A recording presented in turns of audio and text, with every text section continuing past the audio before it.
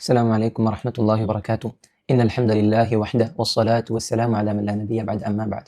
പ്രിയപ്പെട്ടവരെ, അല്ലാഹു സുബ്ഹാനഹു വ തആല പറയുന്നു, വഖാല റബ്ബുക്കും ഉദ്ഉനി അസ്തജിബ് ലക്കും ഇന്നല്ലദീന യസ്തക്ബിറൂന അൻ ഇബാദതി സയദ്ഖുലൂന ജഹന്നമ ദാഖിരീൻ. റബ്ബു സുബ്ഹാനഹു വ തആല പറയുന്നു, എന്നോട് പ്രാർത്ഥിക്കുവിൻ, അസ്തജിബ് ലക്കും, ഞാൻ നിങ്ങൾക്ക് ഉത്തരം നൽകാമെന്നാണ് അല്ലാഹു സുബ്ഹാനഹു വ തആല നമ്മോട് പറഞ്ഞിട്ടുള്ളത്. അതുകൊണ്ട് തന്നെ വിശ്വാസിയെ സംബന്ധിച്ചിടത്തോളം ഒരു വിശ്വാസിയുടെ ആയുധമാണ് പ്രാർത്ഥന എന്നുള്ളത്. പ്രയാസഘട്ടങ്ങളിലും സന്തോഷഘട്ടങ്ങളിലും അവന് ശരണമായിട്ടുള്ളത് അത് അല്ലാഹു സുബ്ഹാനഹു വ തആലയാണ്.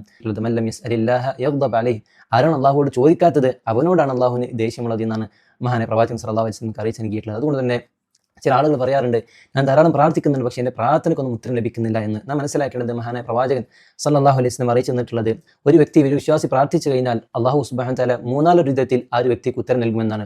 ഒന്നെങ്കിൽ പെട്ടെന്ന് തന്നെ പെട്ടെന്ന് തന്നെ അല്ലാഹു സുബ്ഹാനഹു വ തആല ആ വ്യക്തിക്ക് ഉത്തരം നൽകാവുന്നതാണ്.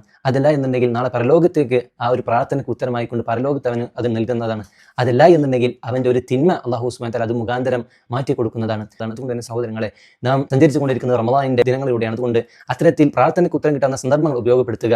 നോമ്പുകാരന്റെ പ്രാർത്ഥന തിരസ്കരിക്കപ്പെടുകയില്ല എന്ന് മഹാനായ പ്രവാചകൻ സല്ലല്ലാഹു അലൈഹി വസല്ലം അറിയിച്ചു നൽകിയിട്ടുണ്ട്. അതോടൊപ്പം തന്നെ ജുമാ ദിവസത്തിലെ പ്രാർത്ഥന, അതുപോലെ തന്നെ രാത്രിയുടെ 3 സമയത്തുള്ള പ്രാർത്ഥന തുടങ്ങിയ ആ സമയങ്ങളിൽ നാം ഉപയോഗപ്പെടുത്തി പ്രാർത്ഥിക്കുക.